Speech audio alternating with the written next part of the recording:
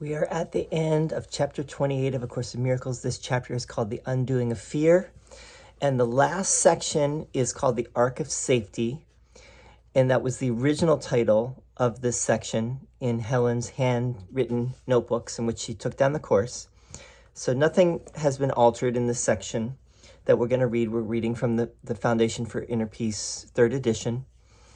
And we'll talk more about it. This is a very interesting passage and way to end this chapter. The Ark of Safety.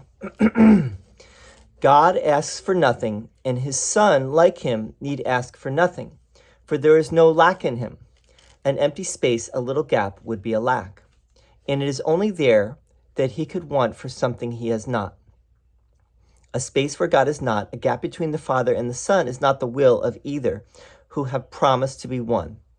God's promise is a promise to himself, and there is no one who could be untrue to what he wills as part of what he is. The promise that there is no gap between himself and what he is cannot be false. What will can come between what must be one and in whose wholeness there can be no gap? The beautiful relationship you have with all your brothers is a part of you because it is a part of God himself. Are you not sick if you deny yourself your wholeness and your health, the source of help, the call to healing and the call to heal? Your Savior waits for healing, and the world waits with him. Nor are you apart from it. For healing will be one or not at all, its oneness being where the healing is. What could correct for separation but its opposite? There is no middle ground in any aspect of salvation. You accept it wholly or accept it not. What is unseparated must be joined, and what is joined cannot be separate. Either there is a gap between you and your brother, or you are as one. There is no in-between, no other choice, and no allegiance to be split between the two. A split allegiance is but faithlessness to both, and merely sets you spinning round to grasp uncertainly at any straw that seems to hold some promise of relief. Yet who can build his home upon a straw and count on it as shelter from the wind? The body can be made a home like this because it lacks foundation in the truth.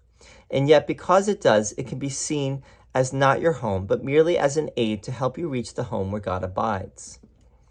With this as purpose is the body healed. It is not used to witness to the dream of separation and disease, nor is it idly blamed for what it did not do. It serves to help the healing of God's Son, and for this purpose it cannot be sick. It will not join a purpose not your own, and you have chosen that it not be sick. All miracles are based upon this choice and given you the instant it is made. No forms of sickness are immune because the choice cannot be made in terms of form. The choice of sickness seems to be of form, yet it is one, as is its opposite, and you are sick or well accordingly. But never you alone. This world is but the dream that you can be alone and think without affecting those apart from you. To be alone must mean you are apart, and if you are, you cannot but be sick. This seems to prove that you must be apart. Yet all it means is that you tried to keep a promise to be true to faithlessness. Yet faithlessness is sickness. It is like the house set upon straw. It seems to be quite solid and substantial in itself. Yet its stability cannot be judged apart from its foundation. If it rests on straw, there is no need to bar the door and lock the windows and make fast the bolts. The wind will topple it, and rain will come and carry it into oblivion. What is the sense in seeking to be safe in what was made for danger and for fear? Why burden it with further locks and chains and heavy anchors when its weakness lies not in itself, but in the frailty of the little gap of nothingness whereon it stands? What can be safe that rests upon a shadow? Would you build your home upon what will collapse beneath a feather's weight? Your home is built upon your brother's health, upon his happiness, his sinlessness, and everything his Father promised him. No secret promise you have made instead has shaken the foundation of his home. The winds will blow upon it, and the rain will beat against it, but with no effect. The world will wash away, and yet this house will stand forever, for its strength lies not within itself alone. It is an ark of safety, resting on God's promise that his Son is safe forever in himself. What gap can interpose itself between the safety of this shelter and its source? From here, the body can be seen as what it is, and neither less nor more in worth than the extent to which it can be used to liberate God's Son unto his home. And with this holy purpose is it made a home of holiness a little while, because it shares your Father's will with you. All right, the Ark of Safety.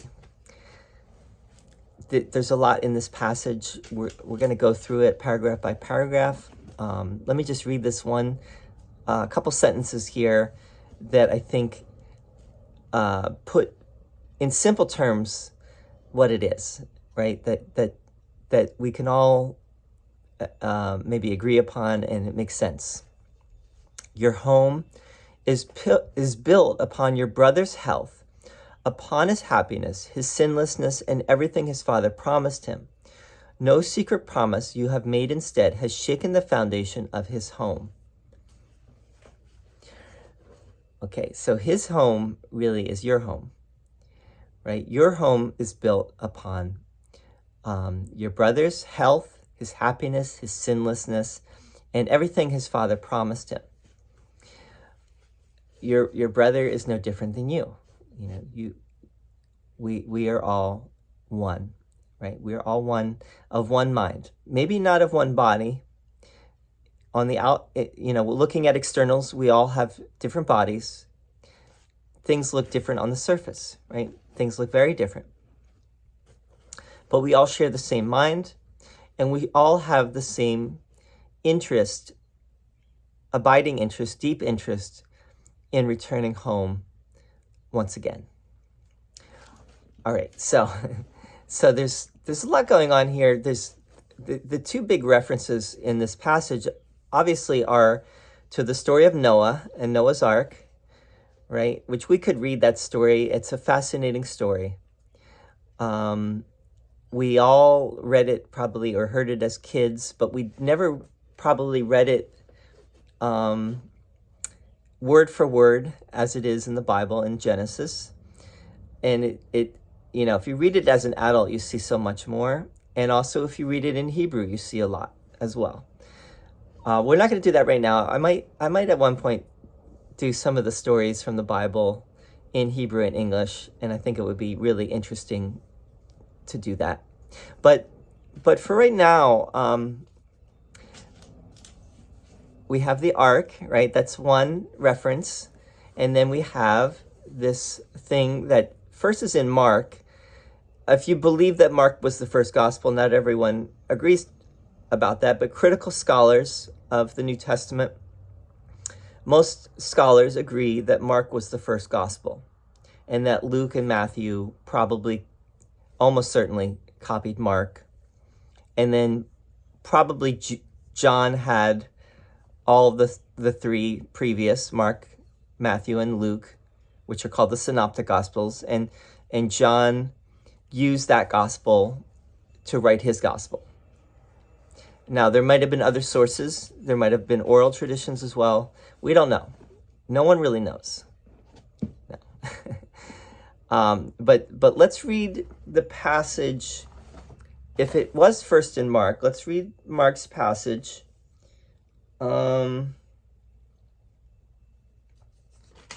This is actually a very fascinating passage in Mark. I'm going to read it quickly.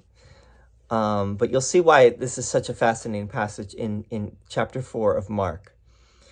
And Jesus began to teach by the seaside, and there were gathered unto him a great multitude, so that he entered into a ship and sat in the sea, and the whole multitude was by the sea on the land. And he taught them many things by parables, and said unto them in his doctrine, Hearken, behold, there went out a sower to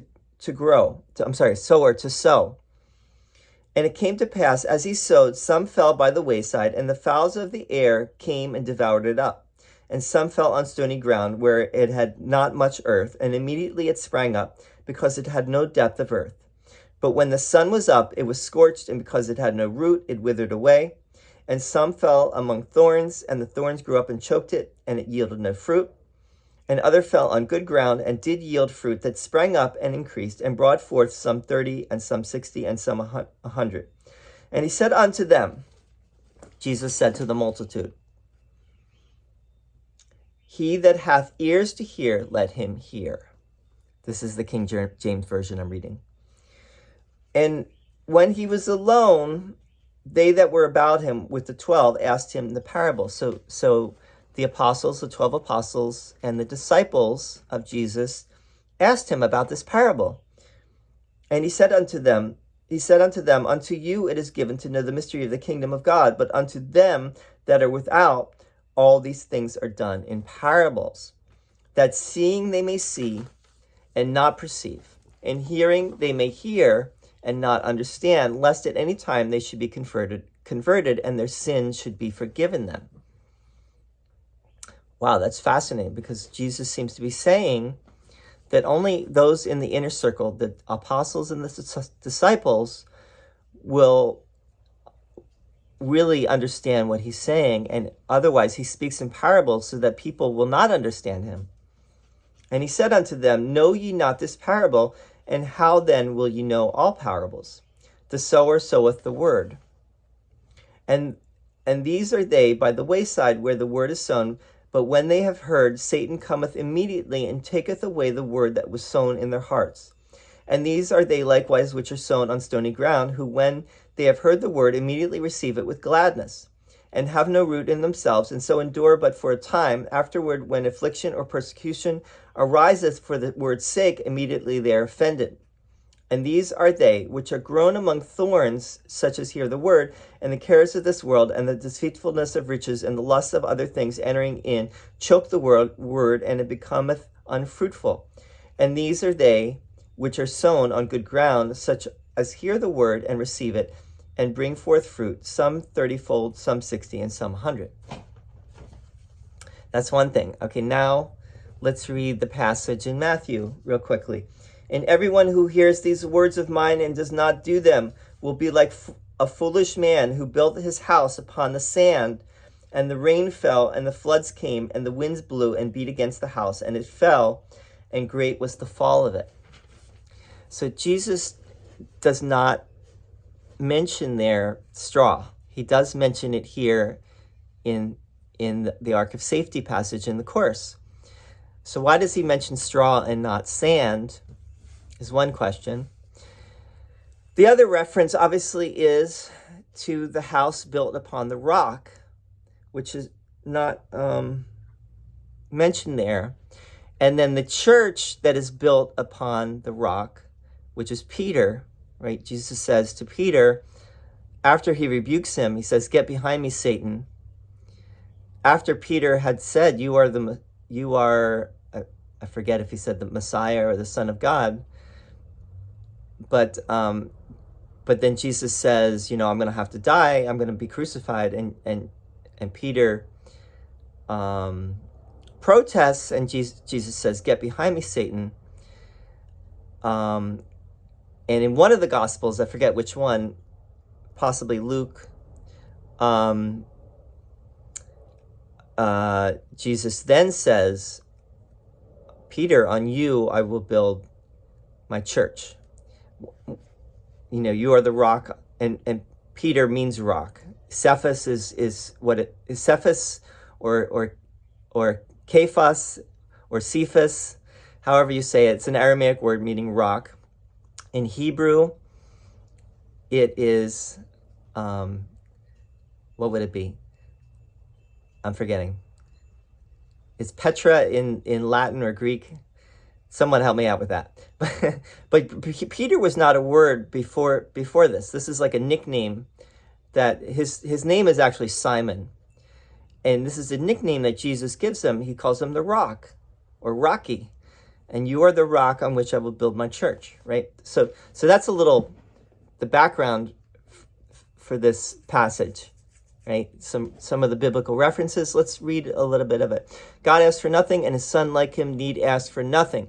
For there was no lack in him. An empty space, a little gap, would be a lack, and it is only there that he could want for something he has not. So we have everything. We lack nothing.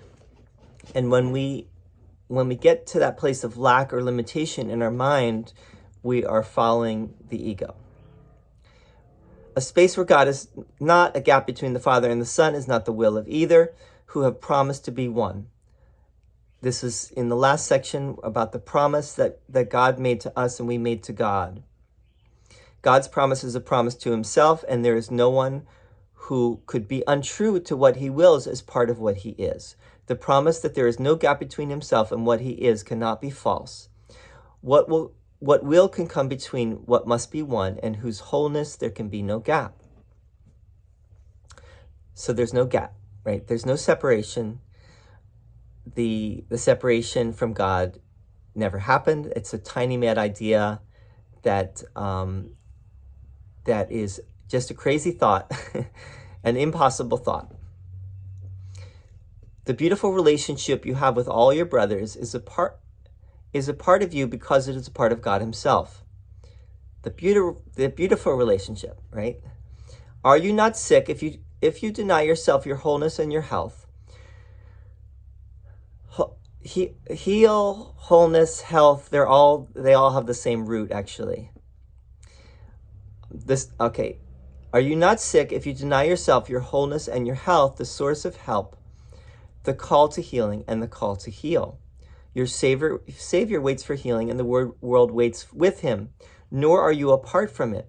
For healing will be one or not at all, its oneness being where the healing is. What could correct for separation but its opposite? There is no middle ground in any aspect of salvation. You accept it wholly or accept it not. What is unseparated must be joined, and what is joined cannot be separate. So again, there is no compromise, right? There's no middle ground.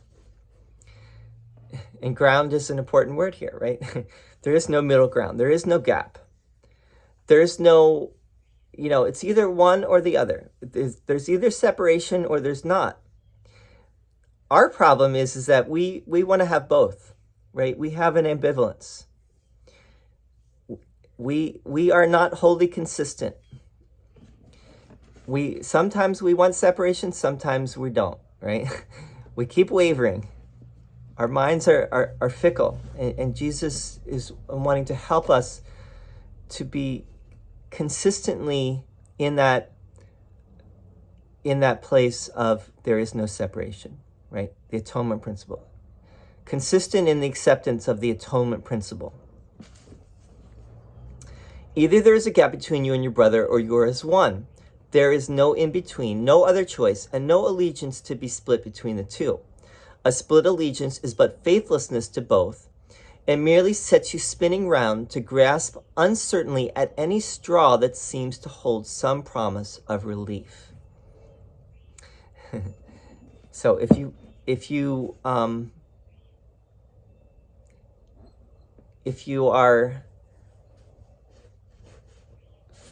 want to find relief in the separation, you're grasping at straws. Where did that phrase come from? I don't know. But grasping at straws, we could look it up where that came from. But that's, Jesus kind of doing a play here, right? He's saying, you're grasping at straws, yet who can build his home upon a straw and count on it as shelter from the wind? The body can be made a home like this because it lacks foundation in the truth.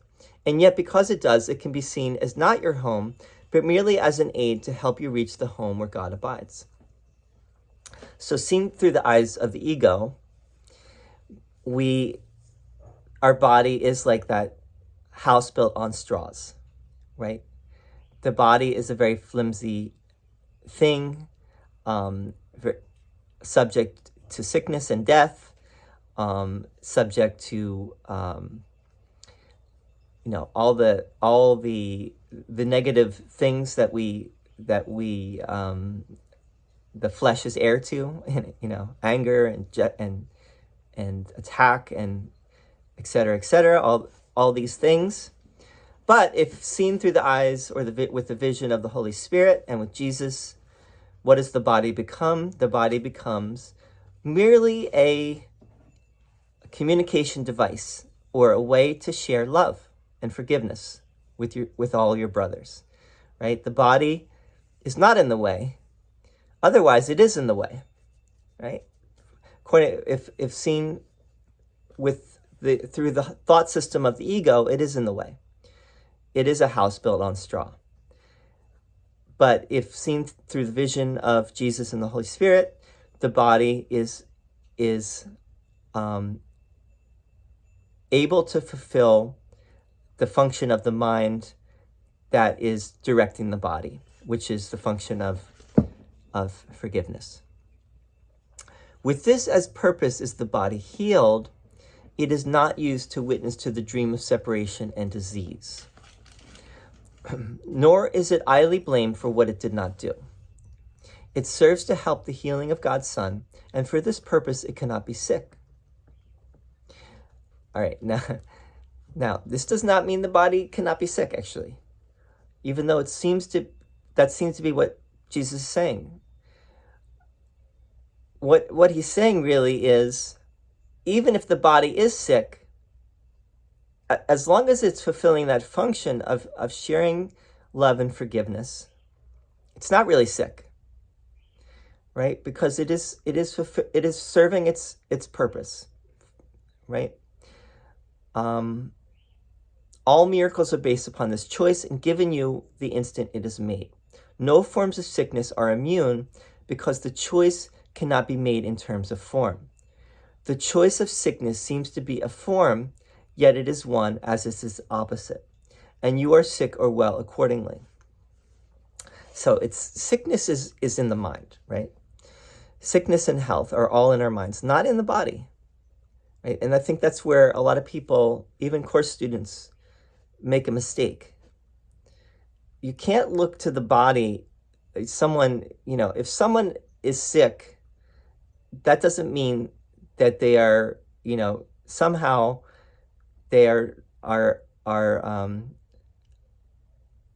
not doing the course right, or there's something wrong with them, or their minds are off, or whatever you have, it may be, right? Because the reality is, in this world, everyone gets sick at some point or another, even the most enlightened people. Even the most enlightened people, they leave their body at some point, right? The body the body has exhausted its use, and you need to leave the body, right? And generally, what happens before that happens? Sickness, right? Some form of illness or sickness. But what Jesus is really getting at is sickness is in the mind. Sickness would be insanity. Insanity is the belief in separation. Health and wholeness is the belief in the Atonement Principle, which is that there is no separation. Okay. The choice of sickness seems to be a form, yet it is one, as is its opposite, and you are sick or well accordingly, but never you alone. This world is but the dream that you can be alone and think without affecting those apart from you. To be alone must mean you are apart, and if you are, you cannot but be sick. This seems to prove that you must be apart. Yet all it means is that you tried to keep a promise to be true to faithlessness. Yet faithlessness is sickness. It is like the house set upon straw. It seems to be quite solid and substantial in itself, yet its stability cannot be judged apart from its foundation. If it rests on straw, there is no need to bar the door and lock the windows and make fast the bolts. The wind will topple it, and rain will come and carry it into oblivion. What is the sense in seeking to be safe in what was made for danger and for fear? I've been doing this translation of the Bhagavad Gita, and there's a Sanskrit word, and the word is bhaya, B-H-A-Y-A. Now, this is an interesting word because the word translates as both fear and danger. And I keep thinking that Jesus knows the Bhagavad Gita, and other people have said this as well, that the Jesus of A Course in Miracles seems to know the Bhagavad Gita and seems to be somehow referencing it And this is a case in point, because what is the sense in seeking to be safe in what was made for danger and for fear? There's that word, baya. It means danger and it means fear. Maybe not. I'm just bringing that in. Okay. Why burden it with further locks and chains and heavy anchors when its weakness lies not in itself, but in the frailty of the little gap of nothingness wherein it stands? What can be safe that rests upon a shadow? Would you build your home upon what will collapse beneath a feather's weight? Again, don't build your house upon the body or upon anything in this world in which moth and dust and moth doth corrupt, right? It's another great quote from that I missed the other day. I forgot. I was having a senior moment, but it's a great line, probably from the King James translation. Store not your treasure on this earth where dust and moth doth corrupt, but only in heaven. Your home is built upon your brother's health, upon his happiness, his sinlessness, and everything his father promised him. No secret promise you have made instead has shaken the foundation of his home. The winds will blow upon it, and the rain will beat against it, but with no effect. The world will wash away, and yet this house will stand forever, for its strength lies not within itself alone.